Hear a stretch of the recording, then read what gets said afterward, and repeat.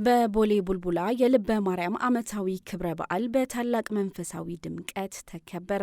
በኢትዮጵያ ካቶሊካዊት ቤተ ክርስቲያን በአዲስ አበባ ሀገረ ስብከት በቦሌ ቡልቡላ ልበ ማርያም ቤተ ጸሎት ታኅሳስ 12 2018 ዓ.ም ዓመታዊ ክብረ በዓል በታላቅ መንፈሳዊ ድምቀት የተከበረ ሲሆን ለቤተ ክርስቲያኑ ግንባታም የመሰረት ድንጋይ በብፁዕ ካርዲናል አቡነ ብርሃነ ኢየሱስ አማካኝነት ተቀምጧል። የዕለቱን መስዋዕተ ቅዳሴ የመሩት ብፁዕ ካርዲናል አቡነ ብርሃነ ኢየሱስ ባስተላለፉት የእንኳን አደረሳችሁ መልእክት ለዛሬ ቀን ያደረሰን እግዚአብሔር የተመሰገነ ይሁን በማለት ዛሬ ለልበ ማርያም ቤተ ጸሎት ቤተ ክርስቲያን ለማነጽ የመሰረት ድንጋይ የምናስቀምጥበት ቀን በመሆኑ የዘንድሮውን ክብረ በዓል ለየት ያደርገዋል ብለዋል። ለእግዚአብሔር ቤት መስራት ቀላል አይደለም ያሉት ብፁዕነታቸው ሰማይ ዙፋኑ መሬት መረገጫው ለሆነው እግዚአብሔር ለምንሰራው ቤተ ክርስቲያን ሁላችንም እንጸልይ ሲሉ አሳስበዋል። የዕለቱን ቃለ እግዚአብሔር ያሰሙት የመቂ ሀገረ ስብከት የኪዳነ ምሕረት ካቴድራል ቆሞስ ክቡር አባ ተስፋዬ ቢሻሞ የእግዚአብሔር የፈጣሪዋ ማደሪያ ለመሆን እግዚአብሔር የመረጣትን ንጽሕት ቅድስት ልብን ለማክበር እዚህ የተገኛችሁ እንኳን አደረሳችሁ በማለት እግዚአብሔር ሲናገር አባቶቻችን እንዳደረጉት ልባችሁን እያጸናችሁ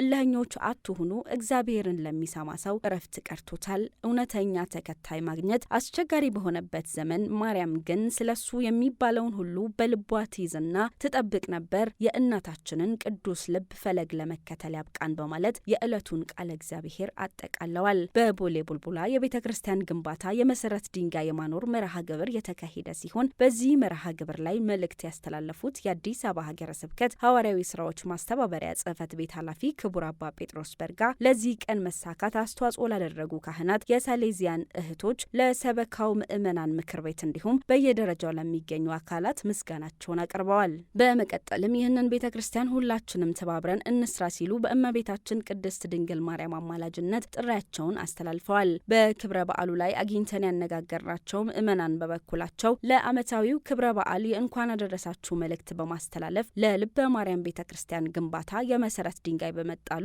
የተሰማቸውን ደስታ በመግለጽ ለግንባታ ሂደቱ የበኩላቸውን ድጋፍ እንደሚያደርጉ ተናግረዋል። በመጨረሻም ክብረ በዓሉ በአዳጊዎች ያሬዳዊ ዝማሬና በቅዱስ ቁርባን ዑደት የተቋጨ ሲሆን በክብረ በዓሉ ላይ በርካታ ቁጥር ያላቸው ካህናት፣ ምዕመናን፣ ደናግል፣ እህቶችና ወንድሞች እንዲሁም ወጣት ዘማሪያን በመገኘት በታላቅ መንፈሳዊ ድምቀት አክብረውታል።